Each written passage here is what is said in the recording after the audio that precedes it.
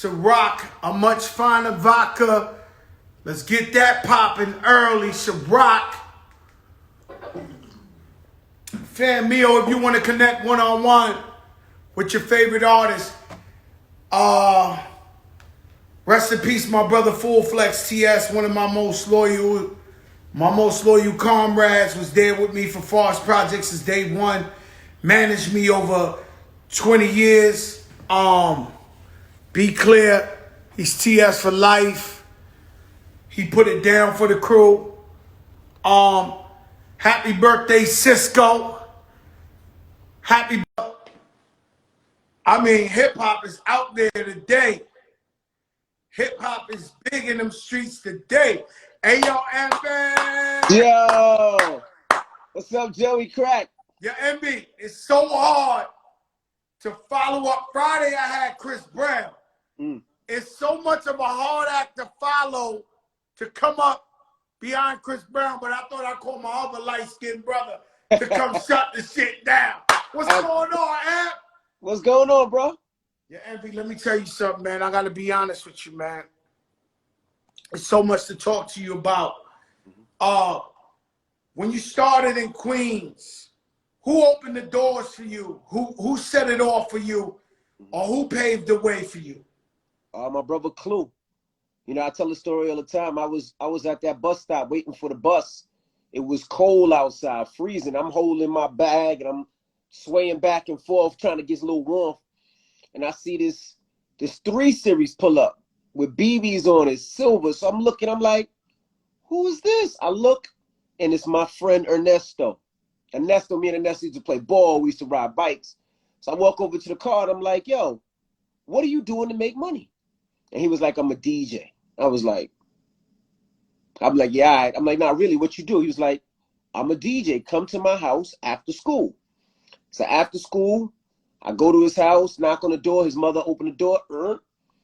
He's downstairs. I go downstairs and I just see like thousands of records, hundreds of tapes, tape decks, all types of duplicating machines. I'm like, who are you? He was like, I'm DJ Clue. And that just gave me... Had you been listening to his music and just didn't know Ernesto was DJ Clue? I was selling his mixtapes in my high school. I was bootlegging him to make some money. I had no idea he was in, because remember, at first nobody knew who Clue was. It was just that little question mark. You know, 1 second, this could be a Joker moment for you guys. We sold the first DJ Clue mixtape in the Bronx. You can ask him if you want. Yeah. We on Southern Boulevard. We sold the first DJ Clue mixtape. But continue, my brother. Continue. I got another one for them. Clue hates to tell the other story, but go ahead.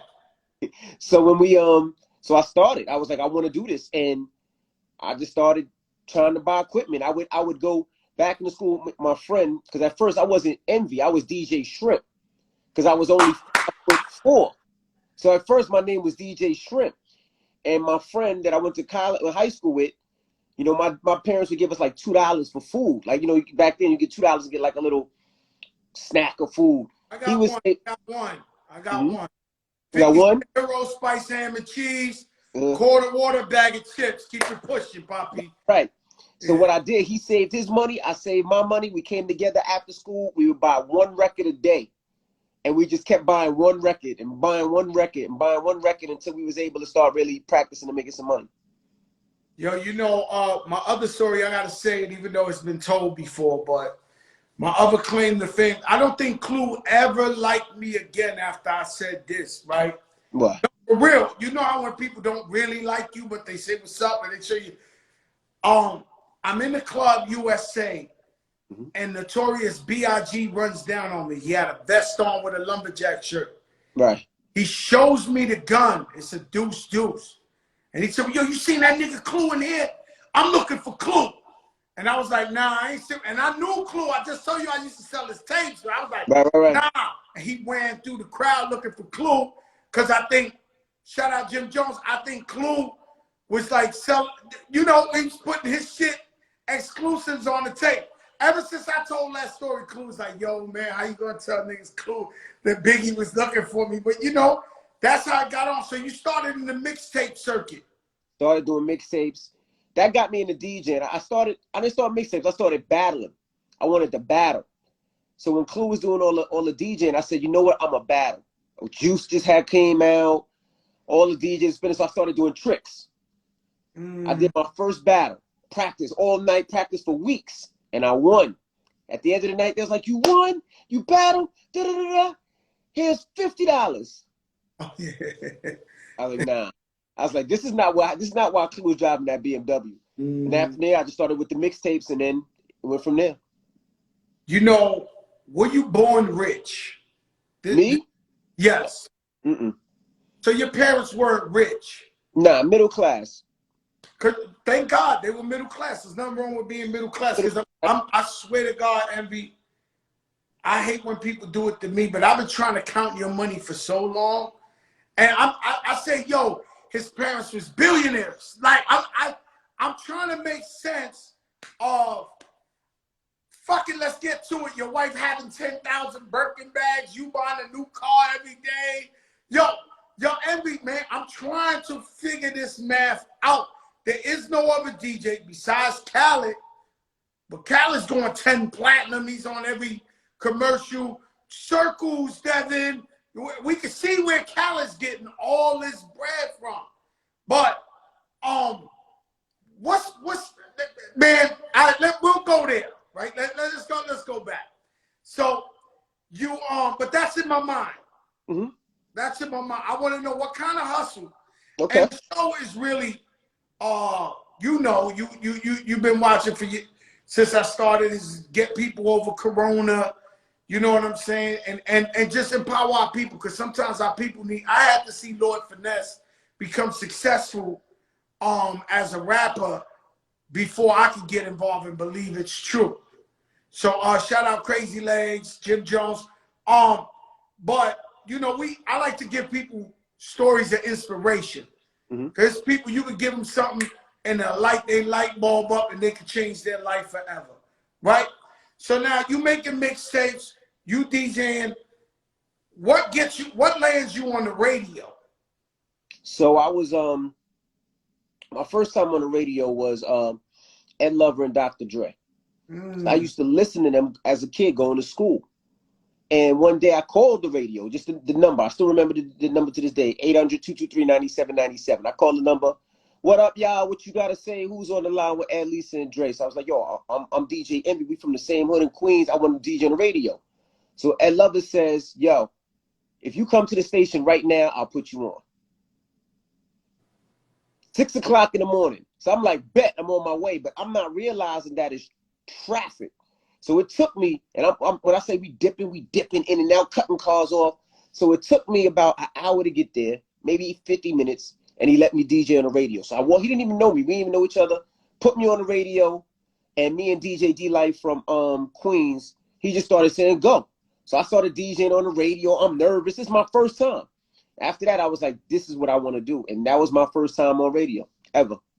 Man, that's a fucking amazing story. I never heard no shit like that. You know, and it's crazy because everybody got their story. So when you get into radio, right? Hot 97, how did that come about? So you got a taste of it, and you was like, "Yo, this is what I want to do." Right. So DJ Thorough, rest in peace. They did a show called Taking It to the Streets where they took 4 of the hottest DJs that they said in New York City and put them on radio. They used to have the drop, take it to the streets. Yeah, exactly. And the 4 DJs that they took was K Slay, Who Kid, Thorough, and Green Lantern. At the time, they said I wasn't hot enough. So you know I'm tight because I'm doing mixtapes, so I'm tight. Thorough, I believe, got in a motorcycle accident and passed away. Open up that spot. They called me. I started doing shifts on radio. So me, I'm always the person that like to ask a lot of questions, no matter what it is. Like, you know, when I was at your sneaker store, I'm asking questions because I just want to calculate and see if it's worth me or the way my mind works. So I asked mad questions. And at the time, the program director was Tracy Clardy. Now, Tracy, she was mean. She didn't get a bad girl, man. She was mean. But I would kiss her ass. It would get me nowhere. Nope. You remember going in the office seeing that big giant teddy bear that she had? Yeah. I bought it for her. You did? It meant nothing. It Nope. still meant nothing. Like I try to like gas her. You know, this game is politics. I'm like, yo, Tracy, happy birthday, because she used to have the stuffed animals. Yep. I bought this shit from FAO Schwartz. That shit was like a couple of grand. Meant nothing. It meant nothing. She was serious, but when I told her I wanted to do radio, she taught me how to do it. Like crash course, like call me, what the fuck are you doing? You don't read it like that? You do this, to the point where you want to leave crying. But it built you to what you are. Angie Martinez came one day and she was pregnant and had to take maternity leave. So what they did was they put me in her shift because I was the only jock that was there all the time, knew what I was doing. So she said, Envy, I'm going to start you off in Angie's show today. I was like, bet. My first guests were the Roots. I didn't know anything really about the Roots. And you was talking. Yes. But this is the first time you got to like ask questions. Absolutely. But they was mad because they thought they were seeing Angie Martinez, not this little mixtape thing. So now I'm asking questions like, so, how, break down making the new Roots album. It was great. Like, to the point it was like awkward and uncomfortable. After the interview, Tracy was like, nah, this ain't for you. We got to get you another shift. She moved Sunny to afternoons and put me to middays. And I started doing middays. And that was my start on Hot 97. Yo, Envy, ain't it crazy when you get a guest? Like I had Adrian Broner on here one day. And he's usually so animated. He was answering the shit. Gilly from Philly. And Amy, it's a hard interview when they just go, yep. And you're like, yeah, because now you gotta dance and shit. You gotta pull a fucking rabbit out the hat. Absolutely. Talk about the moons, stars, and because motherfucker don't want to talk today. Yep. And that's the habit. I was done. There's nothing I could do. So you get on the radio, right? So now you're part of the Hot 97 staff, right? And I don't want to elaborate. Now, matter of fact, we're not giving no time to that. Like we ain't giving no time to that, right? Mm-hmm. But you're in the Hot 97, right? And you, Angie, all you guys, I know because Khaled's my little brother. So Khaled would do 99 jams. I don't give a fuck if Khaled caught corona. He'd be in that DJ booth with a ventilator because he didn't want the next DJ to take his slot on the radio. I mean, I'd be like, yo, Khaled, let's go on tour. He'd be like, nah, they're going to take my slot. Absolutely. And did you feel like that? Shout out Pat Poops, our brother. Did you feel like that when you was DJing up there? Like, yo, the day I take off, somebody going to take my spot. No, but I was looking at other DJ spots. Like, I'm like, if y'all take a day off, I'm taking that spot. I never took a day off. Most people don't know. I slept at the station for like every night because I would leave the club at 4 or 5 in the morning and then got to be on the radio at 6. So I slept in the station. I had a bedroom, a bed, lamps, night, all that there. Mm-hmm. Damn, I ain't know that shit. You was on some big pun shit. Pun used to have a bedroom in the studio. Mm-hmm. Like Sony Studio have a bedroom and then record. And then, I mean, he didn't want to leave the studio. So you go, boom. The day the new six. So for y'all don't understand New York City, Hot 97 was the king of hip hop in the whole world. Absolutely. So if you wanted to go viral, it was no Twitter, it was no Instagram, it was no nothing. If you wanted to diss somebody, you diss them on there, and they heard it all the way in Cali in 1 minute. It was like the spot. Correct. The moment they approach you and say, yo, we want to hire you at Power. What are you thinking when they come to you and they say, yo, Envy, you and Angie? Right. Right? Because I'll give you something. They came to me. When DJ Khaled was at 99 Jams and they opened up Power over here, they came to me and offered me to tell Khaled that they were going to pay him $1 million a year to leave 99 Jams to come over here. Wow. They made me the offer. I went to Khaled. Khaled was like, yo, I can't diss 99 Jams. I'm not going. He said, I'm not falling for that. What made you, and not only you could be turning your back on Hot 97, but at the same time, you could be taking a chance. Now, nobody knows the story. Huh? Nobody knows the story I'm about to tell you now. This is the Joker moment, baby. This is what I get to, baby. So at this time, I'm doing a show called The New at 2, right? It's on from like 2 to 2:20. Nothing but exclusives in the afternoon. I did that for like 6 months, but I wanted something more. I wasn't doing mornings. I wasn't doing middays. I wasn't doing nothing. I was just doing that little spot. Power came to me and said, hey, you know, we want you to come on our team and come over here. So I went to Ebro at the time. Ebro was the program director. And I said, now mind you, I didn't want to leave. I was just using it as they want me. You better give me something better or I'm out.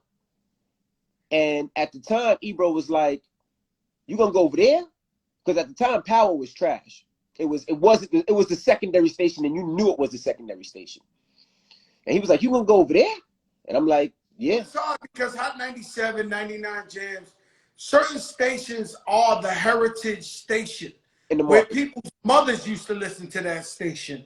And then, you know, so you got to understand there's a certain loyalty to a grandfathered station. It was very hard to take these guys out. You know, it's almost impossible. But go ahead. So Ebro said, you're going to go over there?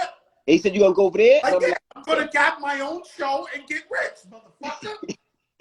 Nah, so Ebro was like, well, let me call management and see if we can move some things.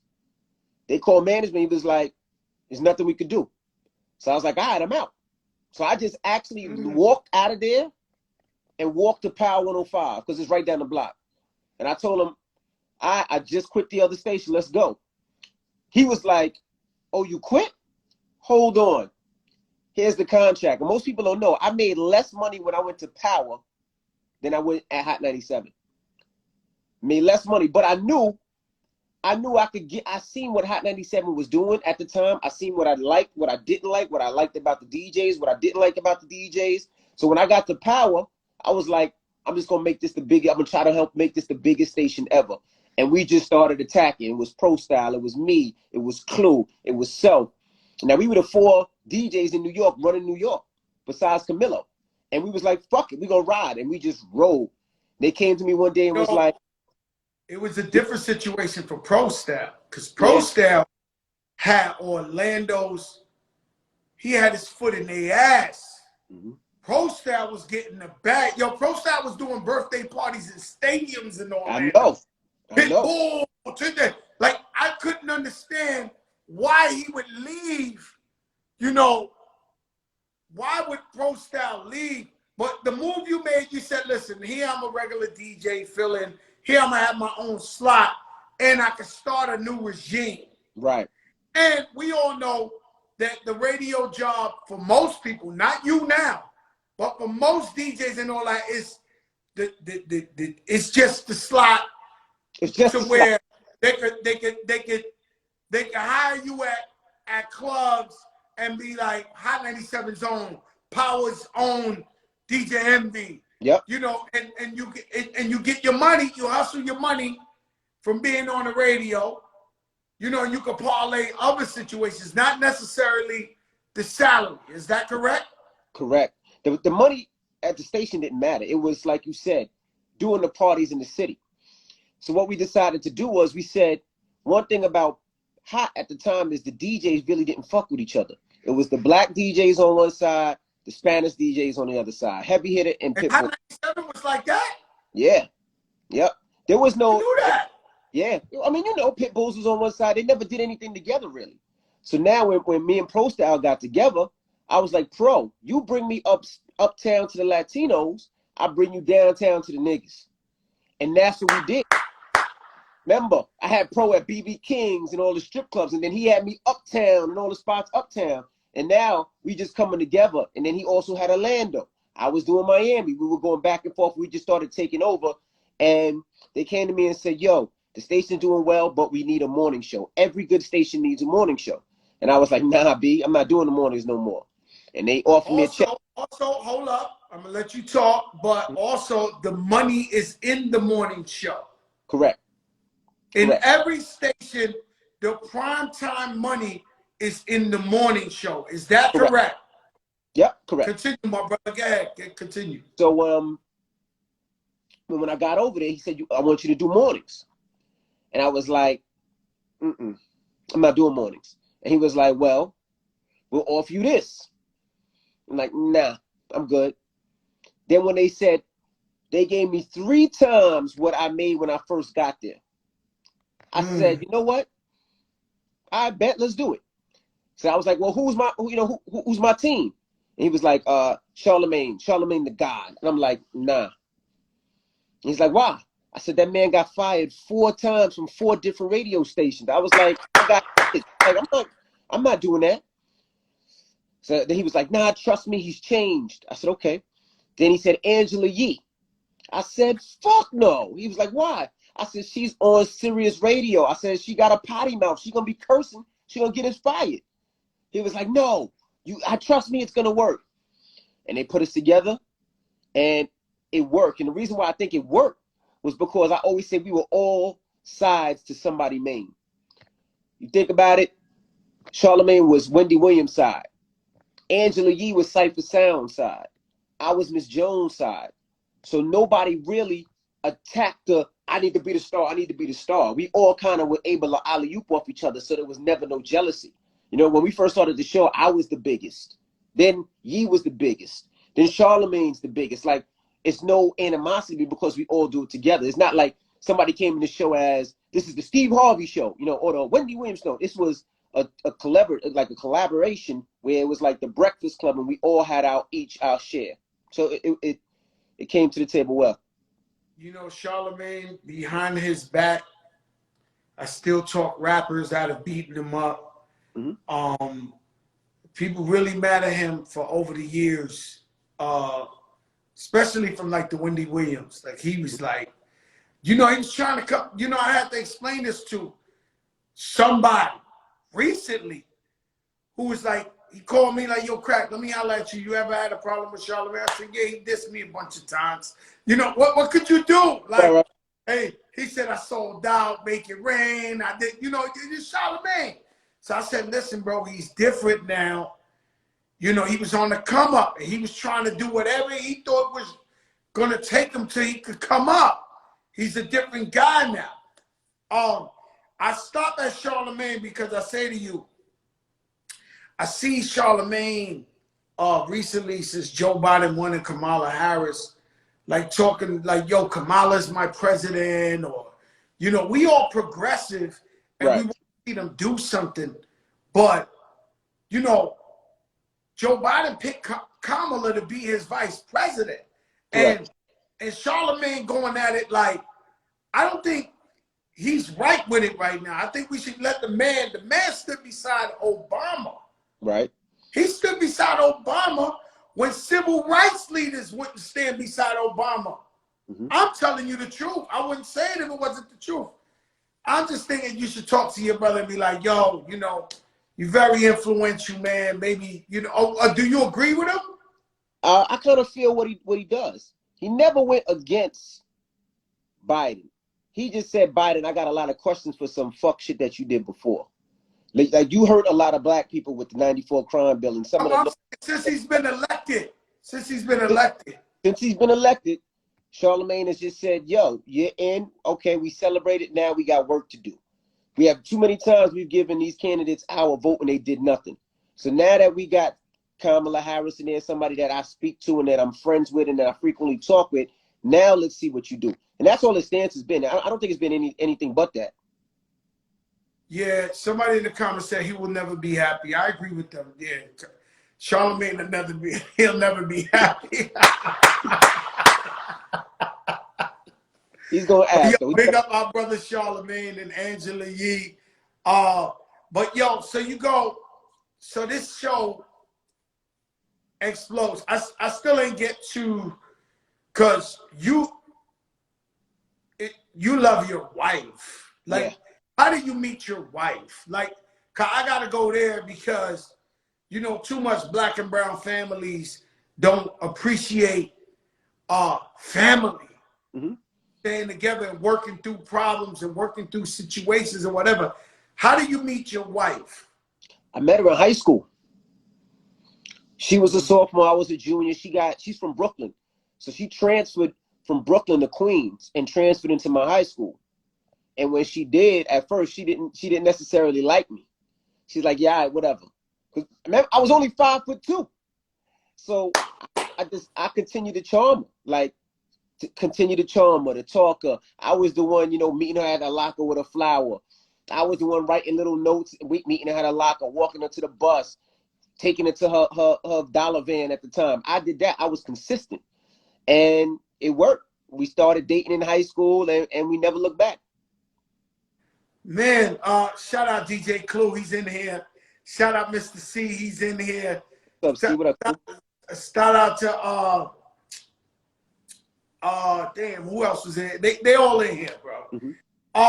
So you've been with us since high school, right? Yep. I've had, and tell me if I'm out of line. Mm-hmm. I've had one-on-one conversations with you mm-hmm. where you tell me how much you love your wife. This is guy talk, like behind the scenes, not in their face, mm-hmm. and you ain't gotta impress nobody. You talking to Joe Crack, and you like, right. Yo, I fucking love my wife. Yeah. I want to be with her forever. Absolutely. And so I guess to take it, because I'm similar. You know, I've been with my wife 26 years, and when I met her, all I had was a mattress in the apartment. Mm-hmm. No money, no furniture, no nothing. I had a boombox and a mattress. And I ain't even have a curtain. I would use like this 10X robe I had as the curtain. So right. She was with me through the real. And so that's why somebody who might not know my story with her could look at her and be like, damn, look at all these diamonds she got. He a fat nigga. She probably fucking with him for the money. They don't know the whole story. You know what I'm saying? Because the way I feel is I like to spoil my family. Absolutely. I like to give my family everything they want. That's what I'm here for. And I'm not just my wife, my whole family. Yeah. Kids, mother, father, whoever, right? Is it similar with you in the way you spoil your wife? Yeah, I've been with my wife 26 years. We've been married 19. So yeah, I'm the same way. When I say I like, you know, it's when I was with my wife, I'm with you. We had nothing. Like when I used to carry the mixtapes, my wife used to hold the club in her hand just in case we had to beat up a bootleg or something like that. Like she was everything. She used to drive the car. Like she was there from the start. When I graduated to college, she was making the money. I wasn't making no money. She was making the money. But it's like in the industry, when you first get in the game, they want you to be single, right? They don't want family. They don't want to see that. And that's what I fell into that trap like. But then when I realized this is the motherfucker that holds me down thick, thin, when you're stressed, when you're not stressed, when you fucked up, whenever happens in this world, she is there. And I'm like, and I'm watching other people's relationships. And I'm like, they ain't got what I got. So I'm like you. I'm like, no, I want to give her the world. I want to give my kids the world. I don't want them to ever feel anything of not being able to have or having to work or this, that, and the other. I want them to do what they want to do. And I just want to make it a business. I always tell everybody, if my son wants to be a sanitation worker, that is fine by me. But I'm going to teach him how to own a sanitation business. Hey, here's 10 trucks. Now this is what we do. And that's all I want for my kids. I just want them to have anything and not stress for anything. I feel the same way. You know, I've come to the point of where I just want my kids to be regular people. Mm-hmm. You know, you don't have to live after me. You don't have to live up to whatever expectations you think or anything like that. I just want my kids to be happy and create their own lane and just steroid it and help them. But, you know, let them be down. You know what I mean?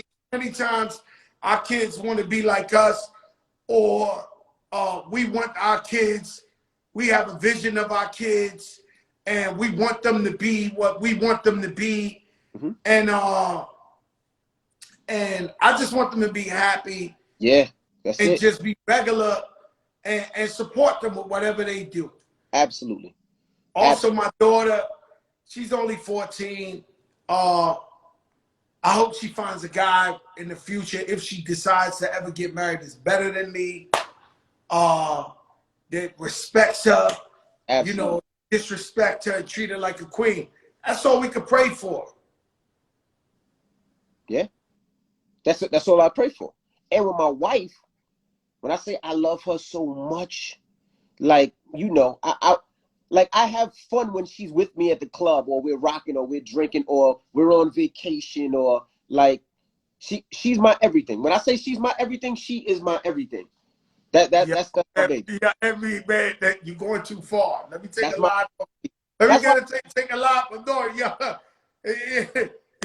You hurting some families right now. I want to inspire. These guys over here still trying to act like they, you know, yeah. No, but it's what we need. Hip hop is what we need. Black community is what we need. Too many times. And hey, I got two baby mothers before my wife. Mm-hmm. And too many times, shout out Jack Thriller. Too many times, it's so easy for a man to have a baby. You know, there's some men out there that's just baby makers. Yeah. That they go and see a girl and say, we will make a great baby together. Give her a baby and never give her a fucking dollar. Keep it moving. Right. Shout out to DJ Eric B. And that's not me. I gotta be around my kids. Absolutely. I gotta be with my kids. And so it's so easy for anybody to just be like, yeah, I'm gone. Fuck that. Oh, word, I'm out. And then you leave the woman with the baby, mm-hmm. and your baby don't have a father, don't have that guidance. And sometimes I don't advise nobody to be miserable in a relationship, but sometimes it's so much easier to just break up than be there as, you know, as a real father and work through the shit. So I respect what you're saying 1,000,000%. So how did you get rich? Because I know money envy. Correct. If anybody knows Joe Crack, they know this guy gets to the bag. He's not.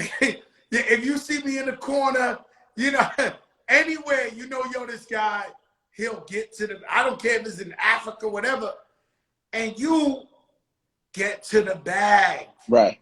Right. And mm-hmm. There's other DJs. And there's some DJs who do, and I want to say,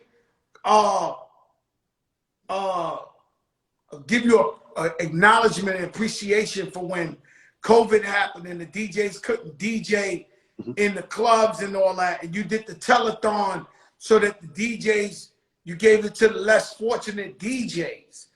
Yeah. That's a beautiful thing, man. Thinking of the DJs and so at what point you got caked up to where we see this envy that his wife has every color Birkin bag, he lives in mansions, he has different cars every single day. How did that happen? Well, there's two things that I always did. One, to have many different side jobs, mad different side hustles, and two, don't spend the money unless it's gonna work for me. And I'm gonna break that down, right? Let's say, what's the most amount of money you spend on private jets? Me? You. I fucked up. I blew the bag when Lean Back was. It's the biggest mistake I ever did. When Lean Back was out, I spent like $4 million 1 year in private jets. Okay, so like for instance, private jets. I would never in a million years pay for a private jet unless I had to. You go to Miami, it's 15, 20 grand. I'll fly Delta first class, 1,200. You know what I mean? On the way back, I got a round trip for 1,200. You just spent 30 grand. That's $28,000 right there. That's in my pocket. So that's one. I never fly a private jet unless somebody else is paying for it. Unless I have to. Unless it's a place where I got to get there fast. Other than that, nope. All these artists I see, private, okay, it's cool, it's cute. But that 30,000 you spend on that, and sometimes you have to, maybe you that big and you have to, but that 30,000 you spend on that can go to an investment, that can go to your kids, that can go to so many different things. Most people don't see it like that. That's one. I make sure I work for my money. And when I say side hustles, most people are looking for the big bag. I want to get this money right now. Me, I'm a nickel and dimer. For instance, let's talk about all the businesses I have. I'll just go through some of them, right? You know, I got a water company, right? I have a soda company. I have a t-shirt line. My guy versus my enemies, I own that. I have real estate, the seminars, multiple income from tenants, a juice bar. I have trying to think, a management business, and a couple more. The podcasts, film production, which you'll see in a little bit. But I have multiple businesses, right? Now let's say that multiple business, let's say each one of those businesses bring, I'll say $10,000 a month. Each one of those businesses, right? 10,000 a month. That's 100 grand, let's say, a month. You times that by 12, that's 1.2 million. I never even touched the turntable yet. I never DJ. So that's 1.2 just on those businesses. Now, when you DJ, you can calculate. I DJ 3-4 times a week when there's no pandemic. I travel everywhere. So if I leave New York, I'm not getting paid $1,000, $2,000, $3,000. You can do the math. I'm sure the IRS is watching. But Thursday, Friday, Saturday, get that money. Let's say that's 1.2 million a year on the low end. You calculate that. I didn't tell you about real estate. I didn't tell you about the flips. I didn't tell you about the tenants. The real estate, like let's because I've been seeing you. Look, you have habits, I have habits. Correct. But they're not smart habits. You might play it smarter than me because I always think you got a hookup for everything, right? Right. Nah, I think like you got a car hookup. You got to, like me, they you know, Fat Joe got to pay that dollar, right? But,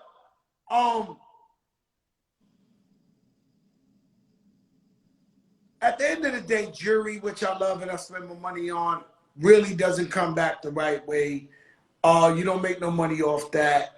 Cars, they devalue, but we all like fly cars, right? But you have figured out this real estate game. Shout out to your man, the fat Spanish kid. What's his name? Caesar? Caesar, yep. Flipping New Jersey. Flipping New Jersey. How do you connect with him and try to tell us about these properties and how you flipping them and how you can inspire the people? Because the truth is, you're doing something amazing. You're trying to show people how to generate wealth. Right. You know, for a long time, we get the bag, we run and get a watch. We run and get a car, the badge is gone. Right? Shit fucks up, we get no more money, we selling the watch and the car. Right. Right? When we could have opened a business that will continue to make money for us. So tell us about the properties and investing and why people should do this. And before we do that, I just want to say, I always try to make money off of something. So the cars, I have 16 cars, right? Think about it like this, and this is going to stick in your head. When I did the car show in New Jersey, we had 7,000 people. If it wasn't for COVID, we had one booked in Houston, Detroit, Atlanta, New York, New Jersey. We had 4 coming down the pipeline. 10,000 a pop. You do the math, you know how much it costs to get in? Plus sponsors. Lincoln Tech, Pepsi, Sephora, every car show. So now the cars that I love purchasing and so what you say is you don't get high on your own supply. You turn your habits into profit. Correct. Correct. I got to put the fire signs here. I've never done that my whole show. I got to do this for a second because people need to learn about that shit. You turn something you learn into something you love into profit. Right. Not only that. So you say Fat Joe loves sneakers. He's a sneaker collector. He opened 2 stores, turned it into profit. Correct. Now, one thing, I love you artists, but I hate y'all. Y'all are the moodiest people. So it's like, if I call Fat Joe and say, yo, Joe, I need you at a club or for a performance, it's a situation. Envy, I need this. I need a green room. I need this food. I need flowers and the luxurious pineapples that only come from Puerto Rico. That's what you're going to ask me for, right? 50 Cent, I need this. I need that. Cardi, I need this. I need that. Now I go, Joe, I don't want you. I just want your car for one day. I'm not promoting you. I'm promoting your car. Fifth, I just need one car. Cardi, let me borrow that car for one day. Offset, can I have that car? Lil Babe, baby, can I have that car? Now I got your cars. I don't need y'all there. I sell out just having the cars. No, that's brilliant. Because you're going to, as an artist, you're going to be like, I'd rather give Envy my car for a day than have to go to his club. See, I'm a little bit different than them. I show up at your club. Yeah, you do. You do. You know, Joe Crack, man. I love DJ. Yeah, no. I show up. Crack goes to every club, every party, every situation. Yeah, no, you definitely do. But that's my mind frame. Just a curveball. Because I think the most classic moment in the Breakfast Club was the Birdman put some respect on this shit. Did you think that was going to turn physical? No. So you just thought that was like hip hop? Physical between Birdman and Charlemagne, possibly. But you remember, yeah, that's what I was thinking. When all these artists come to New York, they usually have a New York person that holds them down, right? So the person at the time that was holding Birdman down was my guy. So when all these dudes come up there and they talking crazy, most of them are coming with a New York street dude that is my guy. So I'm never thinking, oh my gosh, what am I gonna? That's the least from my If they want to pop off, your guy be like, yo, that's my guy. Exactly. That makes sense. So it was never a moment. It was never a moment on the Breakfast Club that you felt like it might turn into something. The only time that I was a little nervous was when Fredro from Onyx was on the radio, and he blacked out on Charlemagne.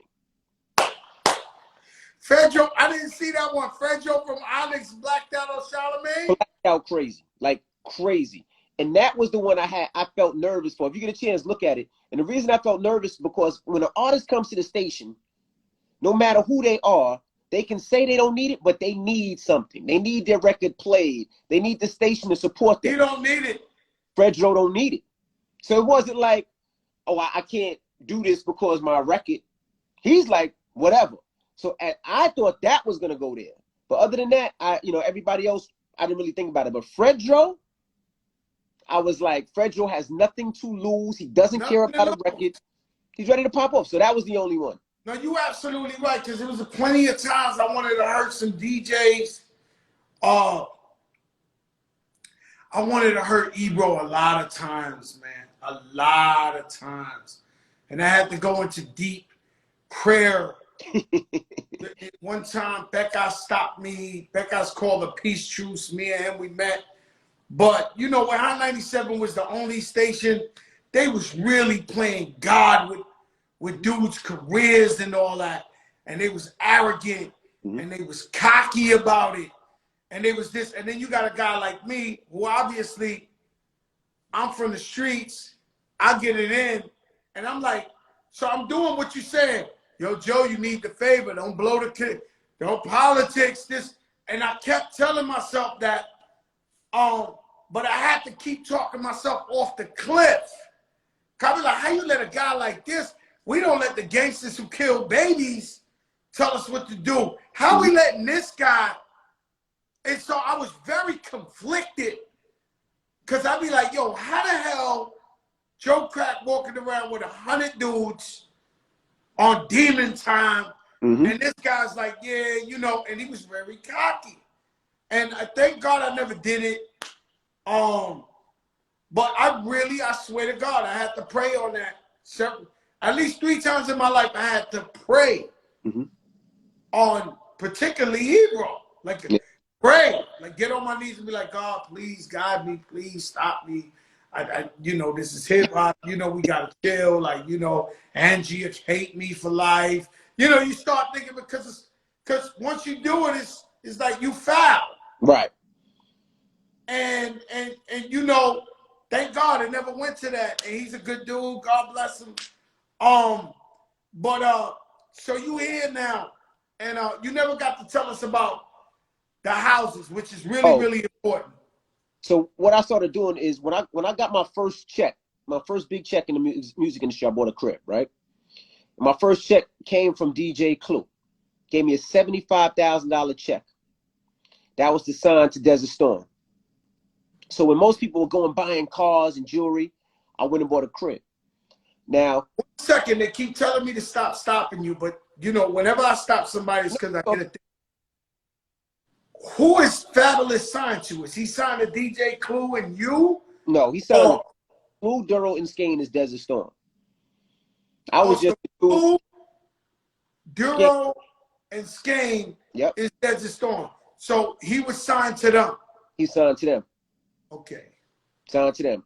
When he popped, Clue created his own label at Sony and signed me, Fab's brother, Paul Kane, and an R&B artist. Signed us three. I put out my first album through them. I think I did 65,000 the first week. And back then, I did a flop though back then. 60,000 first week, flop. But, and he put my album, I got my first check. The first house that I was able to buy was like an hour from New York City. Because that's all I could afford. But when I used to do the clubs at night, I used to fall asleep on the way home. I had to pull over, take naps. So we sold that crib. So after living in that house for 4 months, I think I bought the crib for like $400. When I moved, after like 4 to 6 months, I made $100,000. And I was like, just like that. I was like, oh, this is what I'm going to get into. And then I started getting into the housing game. But I didn't know what I was doing. So I would buy a house, move in it, live in it, sell it. Buy another house, move in it, sell it. But I was making so much money. And I was like, this is better than music. I ain't got a DJ. I ain't got to deal with artists. I ain't got to go with 100 people in the club and one of my dudes get into a fight and it's always on you. And I started doing that. Then the market fell. When the market fell, I had about 4 or 5 houses. And the market was really like messed up. So I did everything not to have to sell those houses. I would DJ bar mitzvahs. I would DJ bodegas. Whatever I had to do to make sure I could hold all of my houses, I did that. And then I sold all them houses and I was like, never again. I lost $5 million in the recession on houses. See?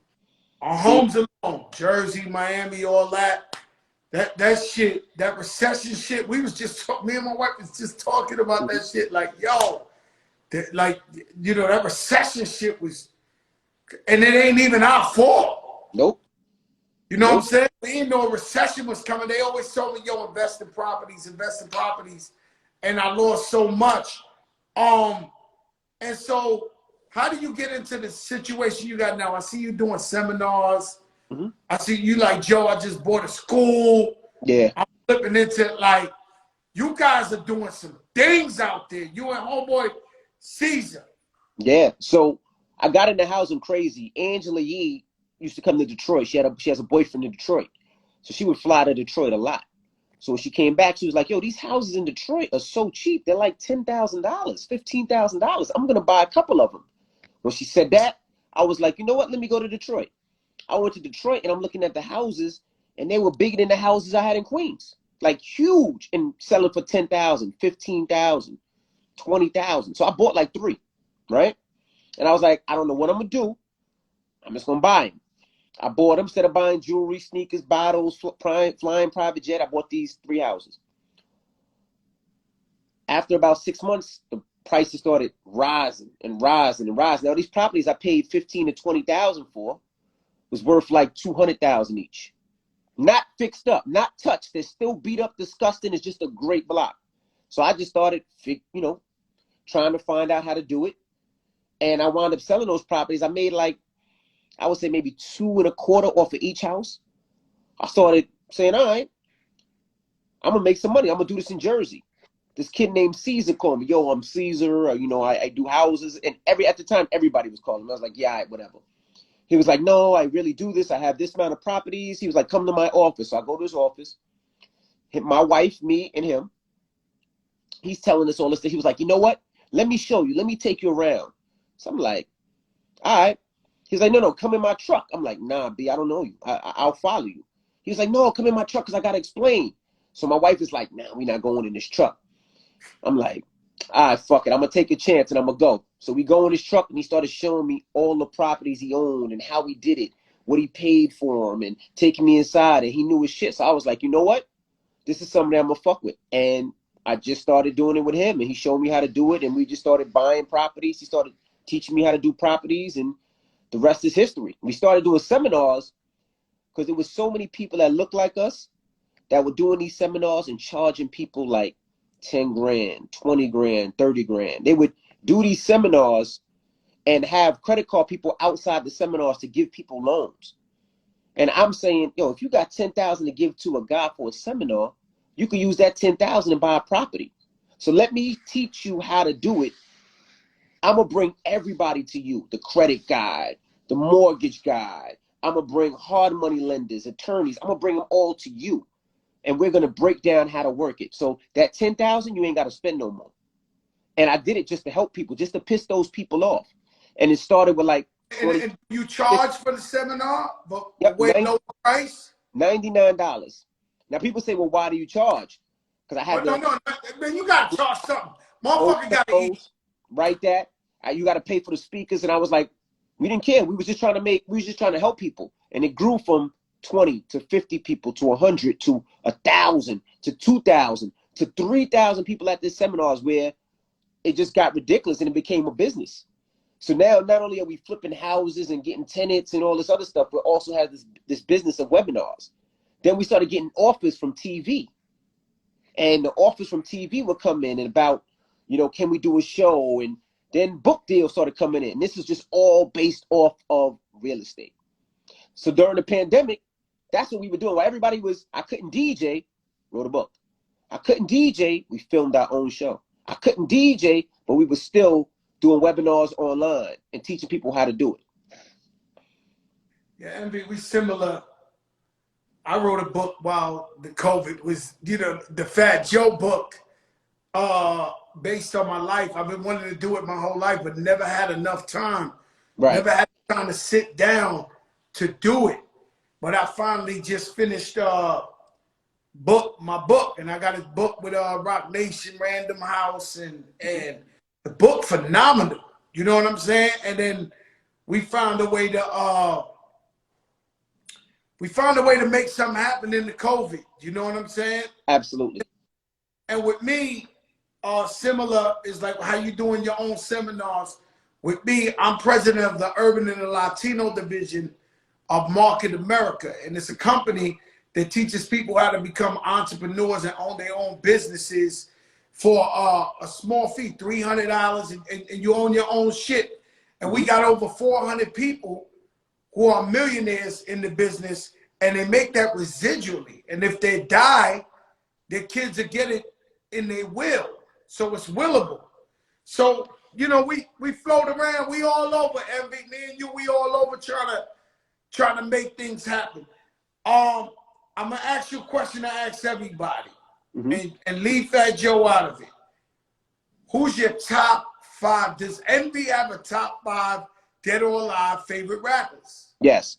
Of course, it's Jay-Z, Biggie, Nas, right? Those are my 3, hands down. Now, when it comes to 4, see, these are always tough. Jadakiss goes in my top 4, right? Now, top 5.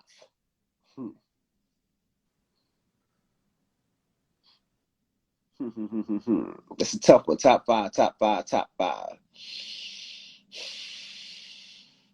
As of right now, in my top 5, Kendrick Lamar's in that top 5. Yeah? It's great. I mean, everybody, Kendrick Lamar is definitely top 5 in this era for sure. If I had to make a top 5, he would probably be number 1, right? Of this era. You know what I mean? But top 5, when you start thinking about all the Rakims, all the Big Daddy and puns and all that, but the puns, the Rakims, but that's dope. Your top 5's your top 5. My brother, I love you. I thank you for coming on here, man. Thank you, brother. I mean, finally somebody got to interview you. Yeah. How can we find out? Tell them on here how you find out about these seminars. So the seminars we usually do twice a month, and we usually go to different towns. So we usually go to Atlanta, Detroit, Orlando. But because of this, we've been doing the webinars online where we've been interactive, showing people how we break down the different houses and things like that. And I also want to say one thing that's different too is so many artists come to me with money, cash. Yo, invest this, buy this house. And I will never take their money. And I tell everybody the same. Even you, I told you one time, or even French Montana, French called me earlier. I said, I will show you, but I want you to come with me. I want to take you to the house so you can see what you're purchasing. I want to show you what the wood feels like if you're putting wood down or laminate down. Or I want you to see for yourself so you know what you're doing. Because if I just do it for you, how am I helping you? Like I shout to Booth. I see Booth, DJ Booth here. The same thing with him. I'm like, come with me. I'll take you to all the properties I own. We can go inside. We can see so I can teach you how to do it. Because if I do it for you, you can't teach your kids. You can't teach your man. You know what I mean? You can't. But now if I show you how to do it. Almost like the concept, you know, you give a guy a fish, you rather teach him how to fish. Mm-hmm.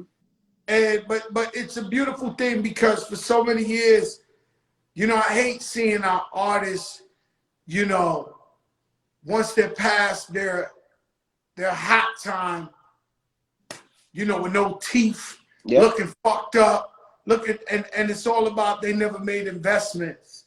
They never diversified because, you know, believe it or not, it's a scary time for artists.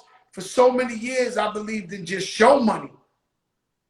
And thanks, when COVID hit, if I believed in just show money, I would have been homeless right now. Yeah. Like straight up. Like I know there gotta be some artists hurting bad out there because all they depend on is show money, walkthrough money, whatever the case. I was like that for many, many years. Well, you know, I situated myself where I got businesses all over, different things working for me like that, where I've been able to be good. You know what I'm saying? So, my brother, I love you. Shout out the wife. Thank you, thought she was going to make a special appearance on here. No, I'm in Detroit. I'm looking to do another business, so I'm out here in Detroit. So I'll be back tomorrow. Looking to do another business. Yo, listen, Emmy, let me ask you a question. That house, that new house, 15,000. 18,000. 18,000 square feet. Yeah. Indoor basketball court. Am I correct? Correct. 9 bedrooms, movie theater, gym. It's something else, man. It's very special. Very special. And you caught it for the right price. And was that your real estate sense where you caught it for the right price and you said, I can make this shit the flyest crib, and if I want to leave, once again, I lived in the indoor basketball and everything, I'll sell this motherfucker and make a couple of M's on it. Yeah. I bought it for $7 million less than the person before me bought it for. So it's worth probably $4 million more than I paid for it. So now it's one of those things. I'll go, live there with my kids, and then when I'm done, I sell that house, and that's retirement on top of everything else that I'm doing. Yeah, Envy, I almost bust a move like that. I almost bought Patrick Ewing's old crib. And it's in the right place. It's in that Rio Vista over there. Exactly where it's at, yep. That shit beautiful, but I said to myself, damn, I'm going to take an older crib. I'm going to have to gut the bitch out. I'm never going to be happy. But your shit is way better originally. Patrick Ewing's joint was like, I would have to like do the whole shit over. Right. I mean, the whole shit from the front had the, you know, the windows, the driveway, and I would have wound up, I think, spending more money than I would have made if I ever would have sold it. Right. My brother, I love you. Thank you for coming up on here. I'm glad that people got to hear you in the interview. We've been waiting for this for a long time. The biggest. You know, you my biggest, baby. We the biggest, baby. One thing. I seen your house. your house is something special. I seen your house, and when I seen it, I said, "Whoa!" I said, Joey's doing pretty good in this pandemic because that house is nothing like. No, Joey ain't playing with these people in the pandemic. Nah, he ain't. He ain't. I mean, yo, we the biggest in the game. What you want me to do, man? Yo, Am, let me tell you something. It's about what he's referring to. When we ain't talking about. Well, I'm building a new crib somewhere, and I don't give a fuck. Ain't nobody taking no U-Haul truck with them when they die. Mm-hmm. Nobody. The King Tut and them buried themselves with the golds, and they dug the shit up and took the gold. Like, it ain't nobody taking that shit with them. So if, you know, we gonna live right while we here on this earth, we gotta live right. Absolutely. So that's how I feel. I want to be in some fly shit, and I can't wait till when it's done to invite you and the wife. You know y'all coming, but we doing, shout out my girl Nina, my designer. You know, we doing some things in there, man. It's gonna look beautiful, man. God is great, man. I can't wait to see it, man. I can't wait to see it. My brother, God bless. All right, brother. Man. Woo! That boy Envy, let me tell you something. Since I ever met Envy, he's always been happy for everybody. He's always been supportive of everybody. He's never been on no fuck shit. He's always been like, if you got a dope car or something, yo, that car's crazy. Yo, Joe, man, you should, and we love that. You know what I'm saying? And shout out to DJ Envy, and he is correct. This is the biggest show in the land. Not just in the town, in the universe. Every night, Friday, we had Chris Brown. You cannot get Chris Brown. Chris Brown ain't talking to nobody, guys. Every night, shout out DJ Surge, Pretty Lou, Success. Every night we got the biggest interviews. And what's crazy is, thank you for the compliments, dope interview. What's crazy is, I interview people that you seen get interviewed 1,000 times. And when I interview them, you get a new perspective, you get inspired. Because whether you win or you fail, failure is just a lesson towards success. You gotta lose to win. It's just no way around that. And it's the guys who keep going and keep going to win. Yeah, man, tomorrow night, 8 p.m., the biggest show in the game. This is not a game, bro. This is every night fire and fury, shock and awe. This thing is real here, the big show. Shout out to DJ Envy for coming up on here and blessing us. I don't know who's going to be here tomorrow, but chances are it'll be a big boy. Because it always is, every night. Guys, can y'all give me some names of the people who done this show already? Yo, Devin Haney. Yo, hold up, Devin. Hold up. Let me see if my man. Hold up, man. The champ put him out. Edgar Balanga was on here too. The champ put him out. Damn, Devin. Yo, congratulations, champ. Congratulations, champ. You did your thing, and I told you about my young boy, Edgar Balanga. 15-0, 15 knockouts, first round. Man, I love to see my guys. You know, me and my father was having an argument about boxing the other day. Because he said, yo, this is like Gladiator. It's like, yeah, we had Floyd Mayweather on here. We had Webster on here. Lil Wayne. Lil Wayne don't do nothing. He don't do no interviews. Spike Lee been on here. Stephanie Mills been on this show. I Am Jay, yeah, Jay the Prince been on here. Bro, every night every night somebody crazy. Alicia Keys been on here. Chris Brown been on here. Cory Booker, AOC been on here. Iron Mike Tyson, Mary J. Blige, Mark Anthony. Let me get that, Mark. Give me that too. Shout out to Jay Prince. He hit me with the loyalty. Huh? Shout out to Jay Prince. He hit me with the loyalty. That's a businessman, Jay Prince, out of Texas. Yo, Jay, I got your joint. I'm actually going to crack it open tonight. I might go out. That's it, man. You give me the wrong bottle?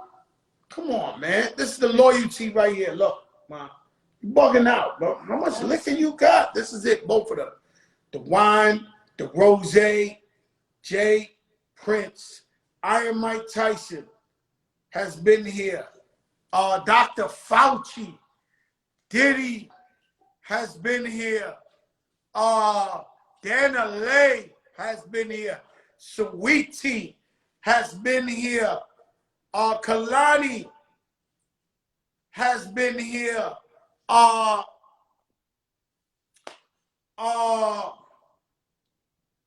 mean, out of control.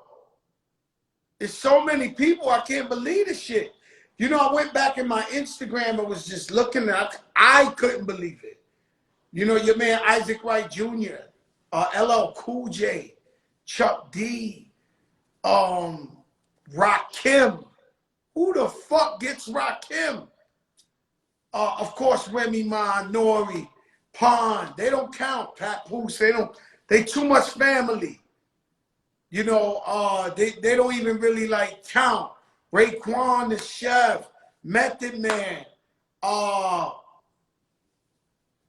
everybody you name has been on this motherfucker. KRS-One, Timberland, Swiss. It's unbelievable. It's unbelievable. We pay nobody nothing. They come on here because they know we not on some fuck shit. Dallas Austin, Grand Poobah was on here. And from, I mean, it's unbelievable. Styles P been on here. Irv Gotti, Ja Rule, Shaquille O'Neal, Ashanti, Lala, Angie Martinez, Tyrese has been on here. Cali. I mean, the shit don't stop, man. Chanel West was on here the other day and Eric Sherman. It won't stop. And so when they start, I know we on every Tuesday at 10 p.m. Eastern on Revolt. But this time next year, when they start giving the podcasts or whatever you want to call this shit, their awards, they better start giving up some awards because ain't nobody fucking with us. Anthony Hamilton, Jermaine Dupri's been on this show. Jada Kiss, Fabulous has been on this show. E40 has been on this show. Tyson Beckford has been on the show. Yellow Pain has been on the show. What's my man, Flip De Niro has been on the show. Buju Banton has been on the show. Buju. Come on, guys. This ain't a game. Clark Kent, of course, DJ Clark Kent, of course, the mayor. But Rick Ross was on here dropping gems. I think, finally, when it came to game about getting money, to me, Rick Ross was the most motivational show. But I think DJ Envy just beat it because he actually was so... Faruko been on here. Busta Rhymes been on here. He was so transparent. Carl Kanai, Guy 5001, been on here. Stephen A. Smith. Ro Parrish, happy birthday. Ro Parrish, happy birthday. Ro Parrish has been on here. Kenny Smith.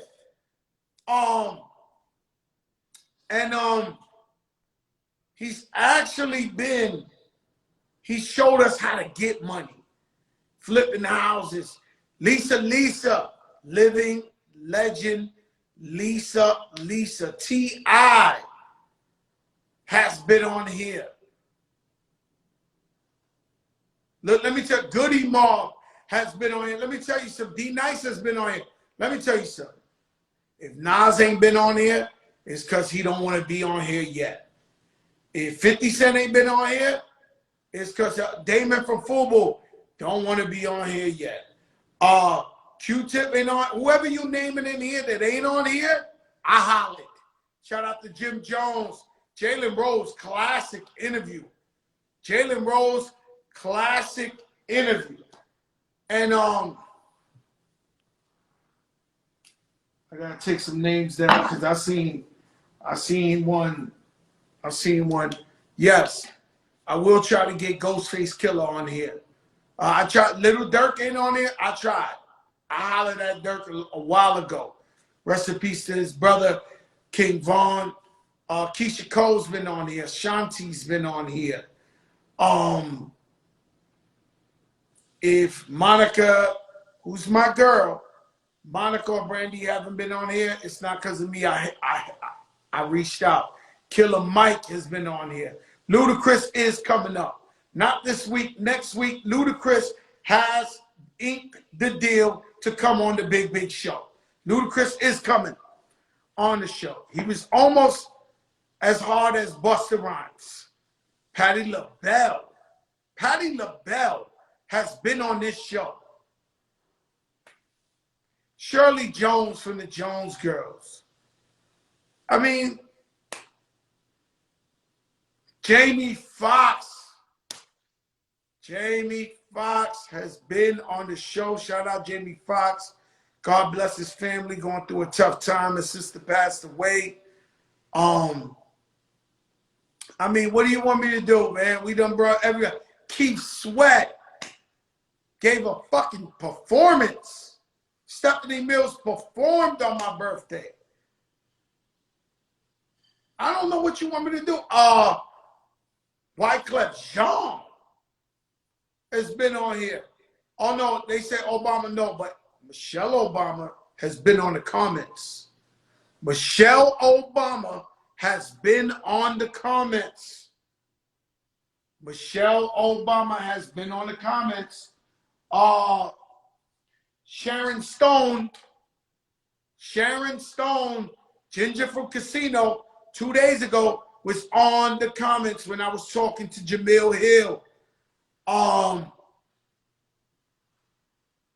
Kim Kardashian, when I had Lala on here, was on the comments. Lauryn Hill is not here yet. I've been reaching out. Mark Wahlberg was supposed to be my original guest.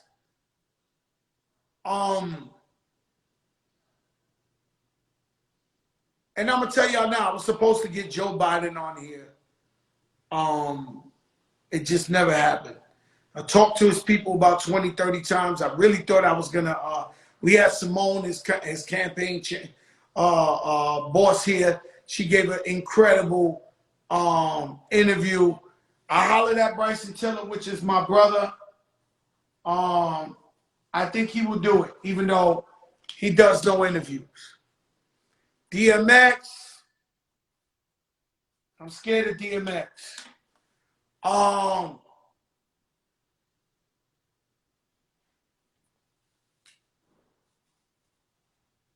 Pharrell's a good one. Hey, I'm taking notes, guys. I have Bone Thugs have been on here. Bobby Brown has been on here.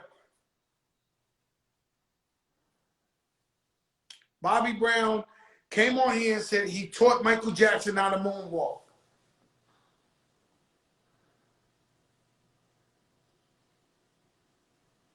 Boo, Kanye West's manager, has been on here. The Rock would be an amazing one. Thank you guys for assisting me to bring that to your phones, to your homes, to your jobs. Melba Moore is always on here. That's my girl. Living legend Melba Moore is always tuned in.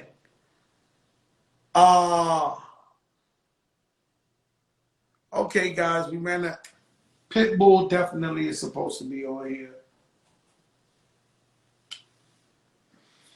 I'll tell you about Pitbull. J-Lo knows what it is. Romeo Santo knows what it is, guys. Let me tell you something. If they big like LeBron James know what it is, if they big like that, and they haven't been on here, they don't want to be on here. I'm just telling you the truth. I don't know why, because I'm out here to celebrate for real. PJ Tucker has been on here. Well, you guys giving me, I feel like when they was going after Ben Laden, like y'all giving me some good, you know who came in the comments the other day, but I've been asking her to come on here, but she been fronting, is Rosario Dawson.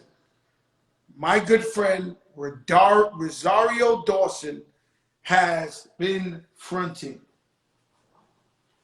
My brother Adam Rodriguez was on here.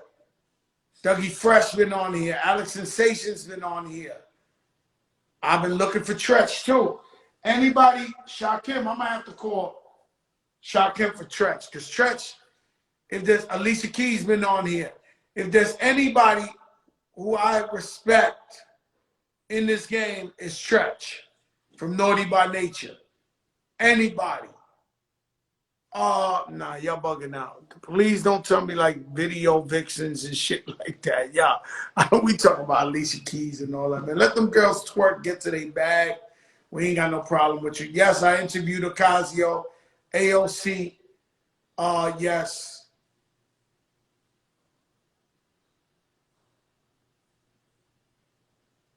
I wish. I don't think Amber or Lauren do it. I don't think Amber or Lauren do it. I don't know. I mean, maybe I should do like a shout out my girl, Carolyn Aronson. She's a judge in Miss USA tonight. Another boss. Let me see who else. Well, will.i.am would be a great one.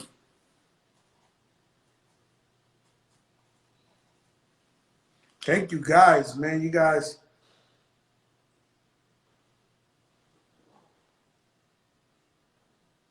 No, I got a problem with Fab Five Freddy. Super living legend. I love him, and he's done a lot for hip hop, but I got a problem with him. You know, when we was out there at the Rucker, when Jay-Z had the team, when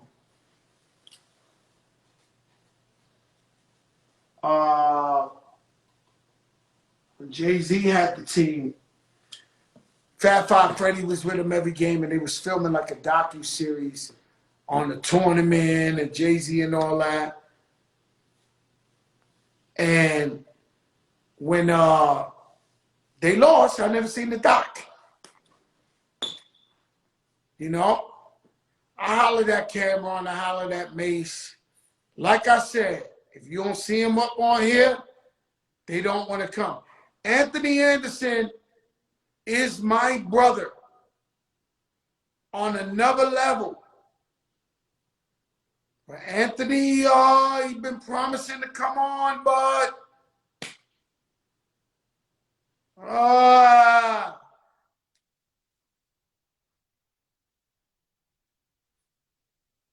you know? Yeah, I had Trick Daddy on here. Fucking love Trick Daddy. Go get Molly coffee, y'all. They wilding right now. I'm gonna make an all-out press to try to get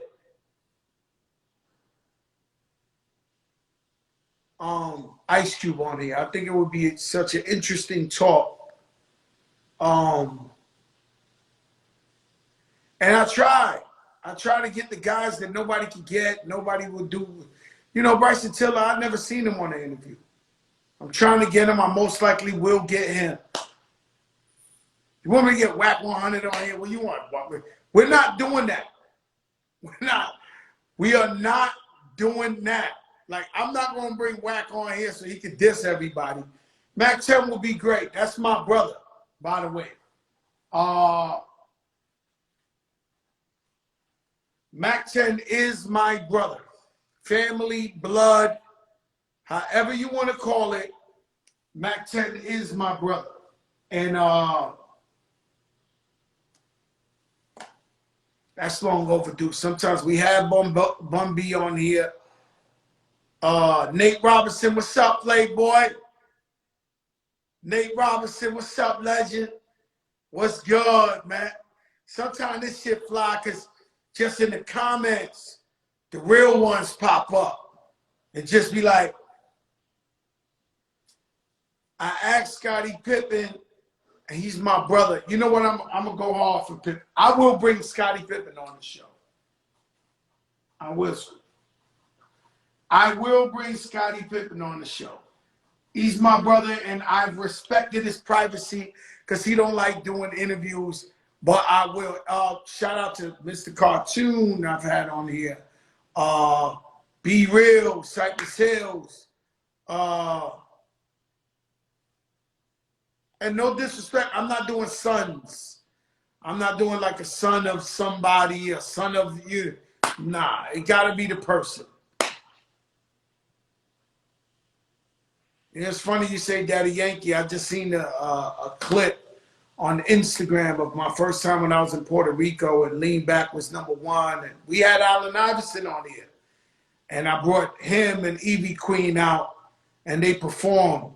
I also recently seen another clip with me performing at the BET Awards with Mace and Khaled and everybody on the remix, Little John, and I brought out Tego Calderon to those awards too.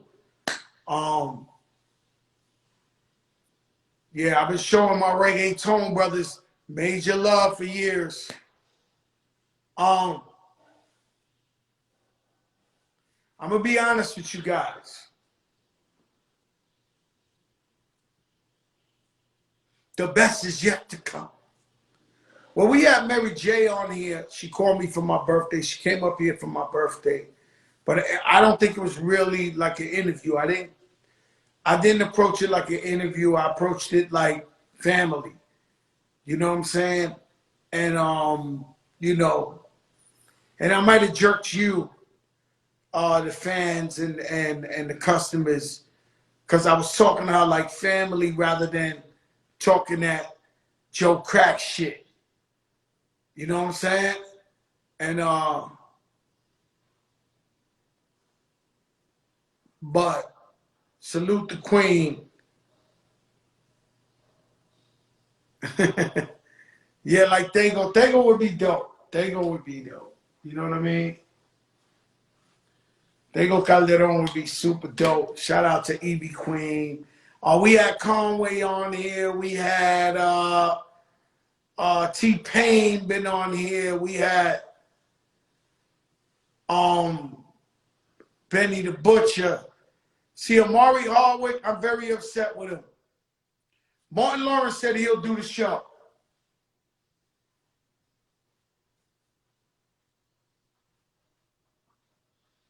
I'm really upset with Amari Hardwick because he's my brother. I did his show, his podcast. He raps. I did a song with him. Then I asked him to get in the show. He said he was going to do it. Then he shimmied me. You know, if y'all know Amari Hardwick, tell him, you know, Fat Joe's just little upset. I reached out to Neil Long, never got word back. Havoc, I asked him to come for the Chris Lighty celebration. I had Joel Santana, who told the story of how he got locked up for the first time. I had Gilly the Kid on here.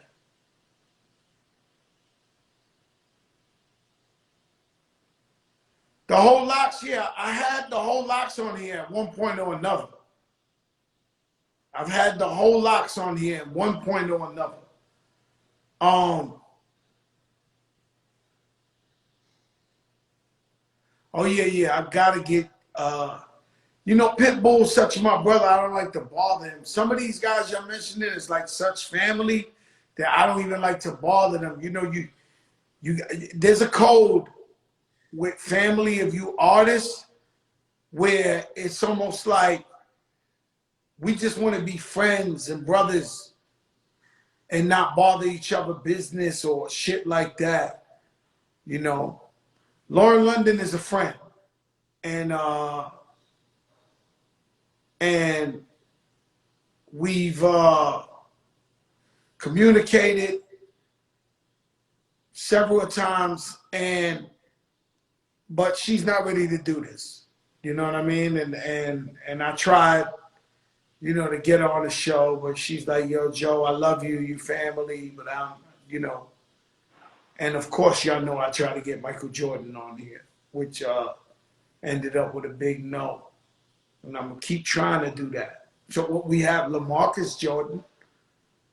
We have Marcus Jordan. We had Mark Anthony on my birthday. Mark Anthony came up on the show. Melo been ducking me. Matter of fact, let's try for Melo again. Some of these guys been ducking me, man. They know what it is. You guys gave me great. Mike Vick been on here. All these interviews are recorded. Fabulous been on here. I try to get Big U over here on the day, like around the time Nipsey, the anniversary, but his Instagram, he says they jamming mine in his Instagram, like they don't want us to talk on the IG. Yo, you crazy, man. Big U crazy, man. He said they jamming our shit. I would love, somebody I admire very much is Tyler Perry. I would love to interview Tyler Perry. You know what's crazy is I spoke to Adam Sandler on the phone the other day. Shout out to Joe Vesey. He called me out of nowhere, and Adam Sandler is doing a movie, and he's cursing somebody out in Spanish. So Adam Sandler called me and told me to give him some curse words in Spanish. Nah, it's incredible. I can't believe it. You can't make this shit up.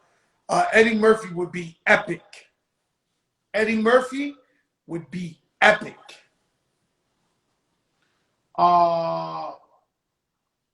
Martin Lawrence said he'll do it. I have no date confirmed, but Martin Lawrence said he'll come on here and rock out.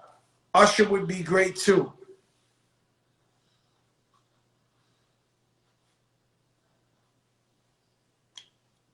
You realize when people come on here, they don't have, like we have nothing to offer them. But hey, let's inspire the people. We don't,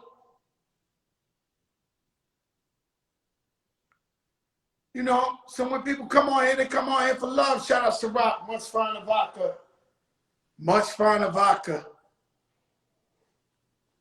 Diddy's birthday today was an amazing day. It was Pepper from Salt and Pepper's birthday.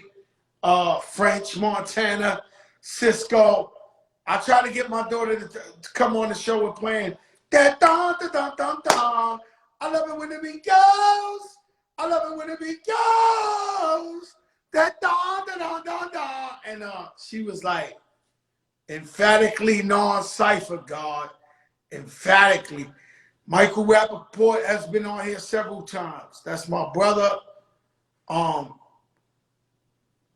T.O. Terrell Owens has been on here. Tracy Morgan ducked me. He called me the other day. Roy Jones been on here and Tyson. Tracy Morgan, he's my brother. He just calls me to talk shit. But I told him come on the show. He ducked me. You know, I'm like media now. Like, they ducking me. It's not no more Fat Joe the rapper, my man, let's go eat dinner, this, that. It's not like this motherfucker want to interview. You get it? No, I had Lavelle Crawford on here, who's my favorite. I don't know why we never brought Danny Garcia. Danny's my brother. He just hits me up. I don't know.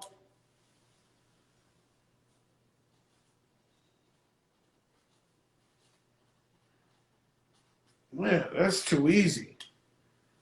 I